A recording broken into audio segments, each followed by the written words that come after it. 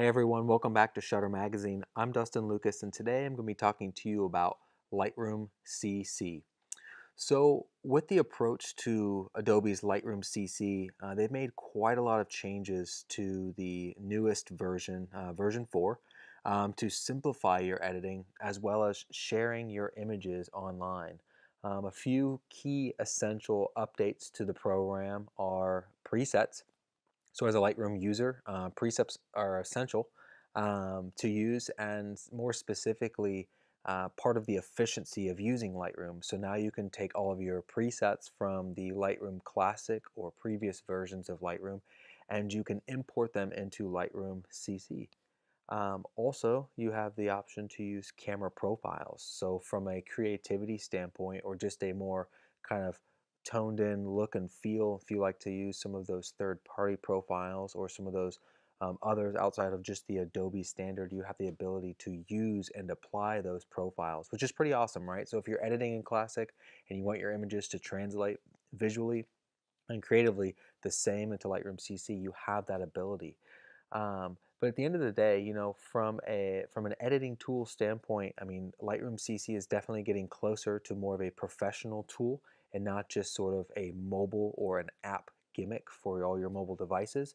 So definitely let's jump in and get started on some of these new features and getting acquainted with Lightroom CC. So now that we've launched Lightroom CC, you'll notice that there's images already opened up in my program here. So the biggest difference is we're not working with catalogs. We don't have to import images necessarily into the program. We just need to add them, right? So you have that same feature in Lightroom Classic. If you're not copying or backing up images and you're just bringing them right into Lightroom CC or the Classic, the desktop-oriented version, it's the same thing, right? So we go up to the top here and we click on Add Photos. So this is going to allow us to choose any of our images on our desktop. And as they load in, it automatically starts to organize them by date, recently added, and you also have all photos. So you have a few different quick ways to sort and organize your images. You'll also know on the left-hand side that there's a section for albums, which is a little more about sharing um, images online, sharing galleries. We'll circle back to that in the more sharing portion of this article, but that's what albums are for as well, so we can add with the plus sign, very similar to Lightroom Classic, but just a very simple user interface. Like I said, no catalogs, just adding images, and we can start sorting our images and breaking them down by these multiple different options here, right? So we have a file name, star rating, import date, capture date. You might be working in capture date to make things a little bit simpler for you if you're going through and doing some rating. I also recommend, when you're going through this program, it's pretty quick to cycle between images, right? So what see, a lot of these are going to show some of my develop updates as well as we're going through. But something that you'll notice right away is that we have all of our grid images here. Everything's showing up pretty quickly. No sort of delays, anything like that, which is pretty awesome about the program. We have the ability to flag 5-star, things like that.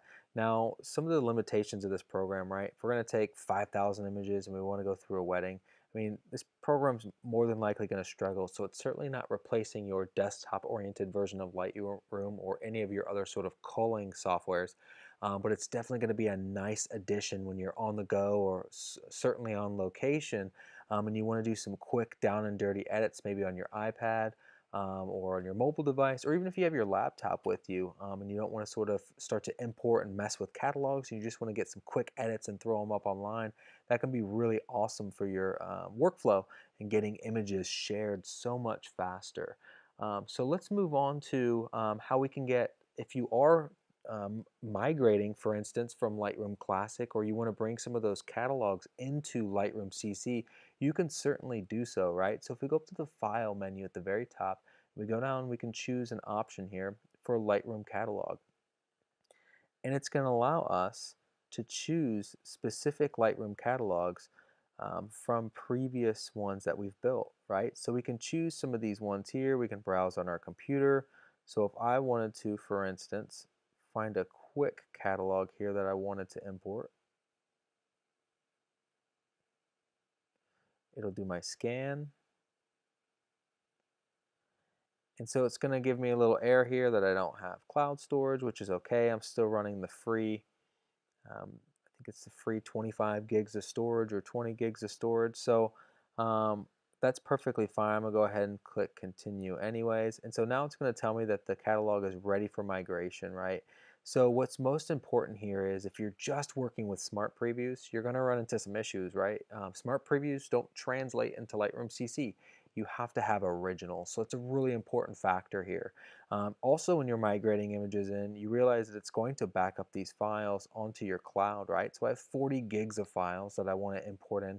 Becomes a problem for my Creative Cloud account, right? I don't have enough space. But that's okay. I can still import these images in. It just means that that's not going to save my raw files on the cloud. I'm not too worried about that. That's not a big issue for me. If I did want to update or back up some images, that's where preferences come in, right? So if we go up to the top file menu and choose preferences, we can go in here. It has all my sort of account information here. It shows me how much my cloud storage is. So it is 20 gigabytes. You have local storage. So if I want to store a copy of these originals to a specific location, I can certainly choose for the program to do that. If I don't want it to do that, I can just uncheck that box, right? So we can go ahead and click on Restart CC since we've changed that. Have everything sort of launch back in here again. And go back into, got some funny photos there. We go back into date. We can click on May, drop some of those down. Don't pay attention to my iPhone headshots there. And then we can jump right into, back into our main catalog here. As you see, it's thinking, right? Jumping back in. So in the meantime, we can go into preferences. So we unchecked that option there. We have some required space here. Smart previews locally, not something we necessarily need to do. General preferences, graphics processor, all that kind of stuff. We can uncheck that if we want to disable that acceleration. Same thing we do with the Lightroom desktop. And all this looks fine. So that gives us kind of a well-rounded view of Lightroom CC, how to bring images in, how to bring catalogs in, sort of what this module is here. We can jump into the presets and profiles section so we can start talking about the edit module and how some of those things can make your workflow a little bit faster and fluid with the already Lightroom workflow that you have in place with presets and profiles. Now we're ready to choose an image and jump into the Edit module. So we can do that by selecting our image and clicking the E key, right? So we immediately jump into some develop settings here we can see on the right hand side. You'll automatically notice that there's the profile section at the very top here, and we'll circle back to that in just a second. So if we hold shift and click the P key, we can jump into our presets module here. So what's pretty awesome about Lightroom CC is the ability to import and bring in all of our presets that we were using in the Lightroom previous Lightroom versions or the Lightroom desktop. So we have our different user presets here as well as some of our options in the past. If we click on our options button here, we can create a preset from settings that we set down here for future use, as well as we can manage our presets, which is a new feature as well in Lightroom Classic, to where we can uncheck all of these preset sets to really kind of manage and better organize some of these older presets that we're not using. That's pretty awesome. As well as we can import presets, nothing new there. But we can look at our different options here and the hover feature, which is pretty cool with Lightroom CC as well, as you can see the different adjustments that automatically apply. So we have a few presets that we can use here as well, but that's basically the presets module. If we jump into the profiles module, we can just simply click the B key. Kidding. We click the E key and we hold shift and click B. That'll take us in the profiles. So just like our Lightroom Classic and previous versions, we have our favorites at the very top here, and everything translates the same, right? So all of my favorites from Lightroom Classic are going to translate into Lightroom CC. So that's pretty awesome. Just from a workflow perspective, going between the programs, my different third-party profiles here, some of the ones that are included with Adobe here at the top, a custom one that I built using the X-Write software with DNG. There's another one that's built into Adobe, to the Adobe suite as well. And then some of the creative ones, right? I like the modern style profile, which is pretty cool. The next thing that we can do after applying a profile is we can go and check out the different editing features as well, right? So when it comes to presets and profiles, that's your first sort of starting point for efficiency. But beyond that, you really want to be able to sync edits to multiple images. That's the second step to having efficiency in Lightroom. And that's something you weren't able to do in previous versions of Lightroom CC. So for instance, I have this image that I've kind of edited to a certain point that I like. I can choose Command C to quickly copy these settings. Now you'll notice it didn't really give us anything on the screen that says what settings are checked, which can be a problem, right? It might only have exposure, white balance, things like that. So if I hold Shift, Command, and hit C, I can actually see the different um, copy settings that's going to apply, right? So tools are going to be something that likely you do not want to copy and paste unless you're shooting on a tripod and nothing's moving. These are kind of more individualistic corrections. But profile, that's going to be something that's important. Light, color, all those kind of effects are in place here. All these we want to keep checked. Geometry isn't one that I want to do. That's like the transform tool and things like that. I don't want to adjust that. I can do lens correction as well. We'll copy those. Now I can hold Shift, select my set of images, and now I'm holding Shift, Command, and hitting V. And they change instantly, right? So they're not going to be perfect, and each of them might need a few tweaks, but it gets us almost 90% of the way there in terms of consistency. So it's a pretty awesome feature for being able to sync images. One downside is something that I found is we can't apply, or at least I haven't been able to figure it out just yet, is applying multiple presets to our images. So I can't apply multiple presets, for instance, like this matte warm. It won't apply it to multiple images in my film strip, which is something that's kind of annoying, but more of kind of a workflow hangup as well. And there's also no way that I can apply a preset in grid mode. So that's something that's a little bit of a hangup here for applying images.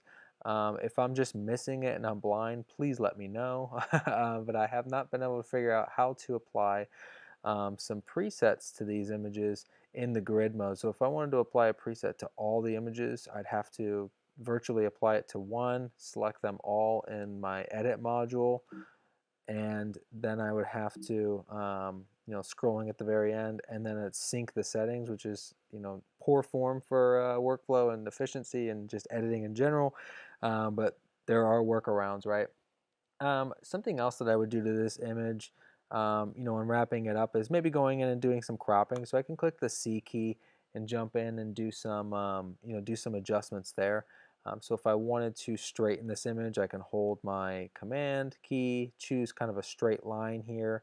A few different options. So if I wanted to use like that corner to this corner, as my gauge for straightening, that's going to do a pretty good job of straightening this image, as well as I can go into my transform tool down here, and I can choose some auto settings to kind of straighten my lines, which do a pretty good job. If I go back into my straightening tool, just want to make sure everything is lined up. Yep. And I think we're good to go. Not sure why I lost some of my top and bottom there.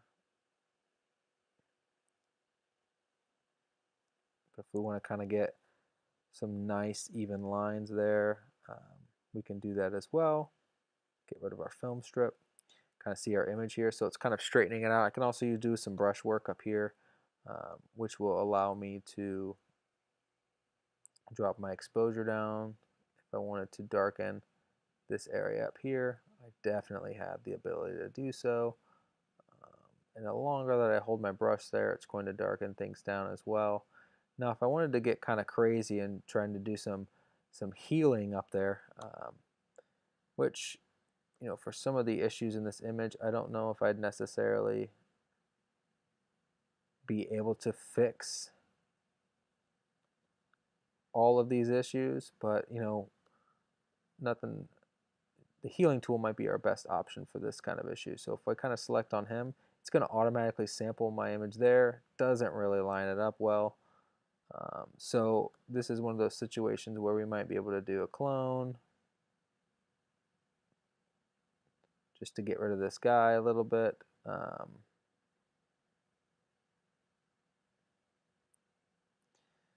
Now, not really a terrible job,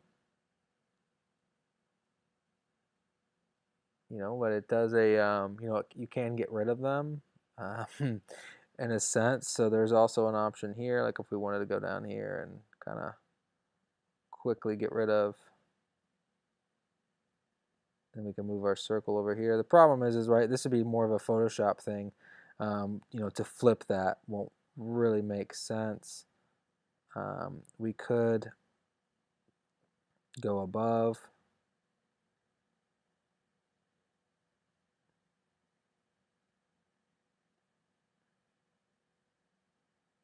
If I wanted to do something quick, again, you know, and maybe even burn that down, you know, it probably would be good enough, as well as we have a little spot here that we'd want to fix. I'm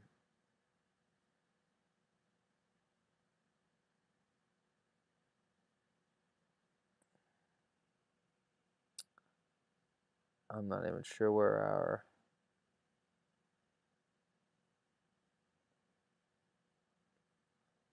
didn't even show us where it's sampling from, which is odd.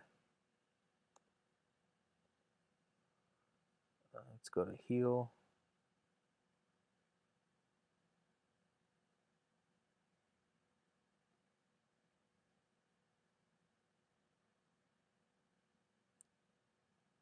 So again, we could fix that, and even with the foot down here. But something I definitely want to address and look at is the healing brush for dust sensor spots. That becomes really noticeable for you know, your images. So something that I'm going to undo that. Something that we'd want to jump into for dust sensor spots, I can show you some quick tips and tricks on how to get rid of those quite quickly with the heal brush as well. So now a feature with the healing brush is allows you to visualize spots. And so what's important for this is whenever you're looking for dust sensor spots or any issues with your image that you want to sort of get rid of, you know, to, you know, clean up some of those areas. So if I were zooming in, I have a lot of birds in this image that kind of appeared here as I brought up the exposure. So as I kind of zoom around here a little bit, um, you know, you're seeing a lot of spots that I've already kind of cleaned up. This image looks really busy. Some of these things could be birds. They could be, you know, issues with the sensor spots. But what you can do is click on Visualize Spots to really look for more of these issues. And a lot of the issues for the dust sensor spots that you're looking for are kind of tied. They look kind of like these, they'll look like circles, you know, with a hole in them.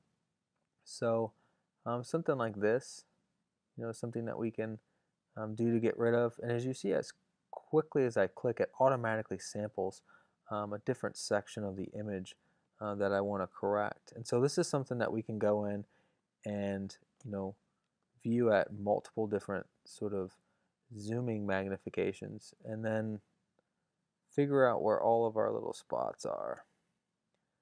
So if we want to zoom in here, you're seeing a bunch of dots and things like that there. We can uncheck visual spots, and it just looks like a whole bunch of dirty sensor spots here that we probably want to get rid of. So as meticulous as this looks, there really is no faster way other than to create kind of a small brush. Come in here and click. And what's awesome about the auto sampling is that you can click and go, click and go, click and go. Which you can spend as much time as you want cleaning these types of things up. But this is kind of like one-on-one photography. You definitely want to have your dust center spots cleaned up before you show this image or deliver it to a client. That's just kind of bad for professional standards for photography. But yeah, you can spend a lot of time here. Would have probably been better for me to clean my sensor at this point, but you live and you learn. But this gives you an option just so that way you can quickly do it. And I like to do heal, so it's a little more natural. But you can see if we turn off the healing brush, just kind of how much work was done to clear all of that stuff off. So if I go back one, you can just see all those spots come back, and getting rid of them is all part of the process. So that's just a real quick tip to find dust sensor spots. So something to keep in mind is this month, the ability to sync or share images from your desktop application are going to become limited. So when we're looking at Lightroom CC, we want to be thinking about it on a mobile device. As you can see here, I'm screen sharing my iPhone to show all of my images that I've brought in or added into Lightroom CC are now on my mobile device, syncing up all of my edits. Now, the first thing we want to do when we want to share images is to create an album. And the reason why I like to do that is to organize specific images to either share with a client, or I can start to share them to different social media outlets, right? So if I go to my travel underneath the albums option, if I want to create a new album, I can click plus, create an album or create a folder, right? Albums are important for sharing. Creating a folder won't allow us to share. And let me show you just some specific settings and options that we can choose when sharing an album. So if I click on those three horizontal dots to the right in my travel album, it'll show these different options here for share a web gallery, store locally, rename, move, all those kind of things, right? So if I want to add some photos or change anything with this particular album, I can, right? So I can choose the sort by capture date, grid view, however I want to view these images, becomes important. So as I click on the options button and I want to share a web gallery, it's going to take me to the different album sharing options. So I automatically have the enable sharing button turned on, right? So on, off.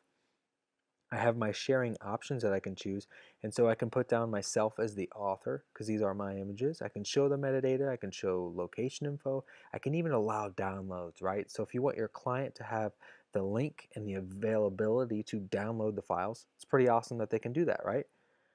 Another awesome feature is the ability to view these images on the web, or you can share a link, right? So you can send a text to them, or you can view these images, of course, yourself before sending it to the client. So if I want to view these on the web, I'm now looking in my browser. As you can see, it's Travel by Dustin Lucas. It has my profile. We can go through, we can hit play. It's going to do a slideshow. So it's all in the browser. Pretty cool, pretty simple to do, but I can scroll through my different travel photos here and just kind of quickly see the different images I'm looking at. I have, as you can see, a download button here. So if I click download, it's going to take me a few seconds to download that file. As you can see up in the browser, it's doing its little download thing. So if we go to a section on here, I'm going to go ahead and cancel that. So it's going to download, drops it into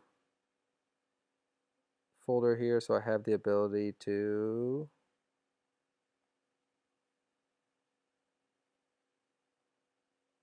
download it. What can I do? I can share and share this to my photos if I want to. I can save image and just have it save to download. So excuse me, to my photos. So if I go back to my link here, back where I was, I can actually comment directly on these images as well, right? So if I want to look at information, it's going to tell me what the file name is. So you might want to change that for your client. They don't want to see your file information here. You can also choose to comment, right? So you have to sign in to comment. Um, sign in under an Adobe account for sure in order to comment on the image. Let's see here. So there are no comments. I can, like or unlike a photo, but again, you have to have sign-in credentials. So a little bit limited for your client. Likely they don't have an Adobe account.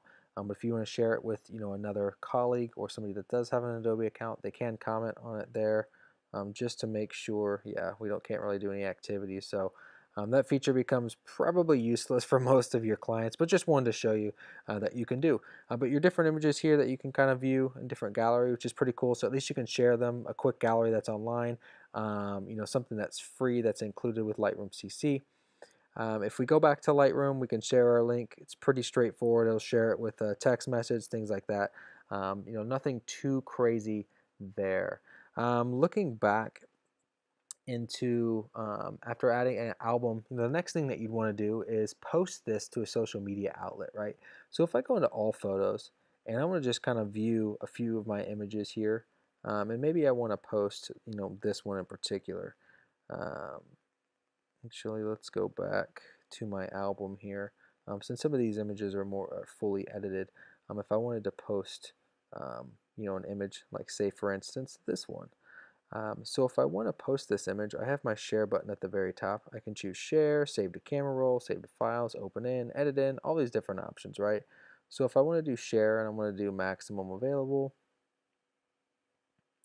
it's going to render my edits, it's going to save the photo as a JPEG, and it's going to allow me to choose where I want to send this file. So now I have my different social media options here. I want to do the copy to Instagram, and it's going to ask me to add this to a story or to a feed. We'll go ahead and do this just to my feed. We can choose to crop the photo, which is just going to crop it down to its normal square. I'm not too worried about that. We'll click next.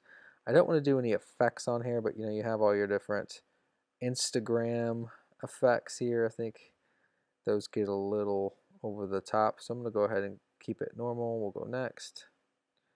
Tag people, location, Facebook. Sure, I'll add my Facebook on there, as well as a caption. Some different hashtags in there, right? Travel. I can make one up. 121 posts. Looks like there's a lot of Dusty photo.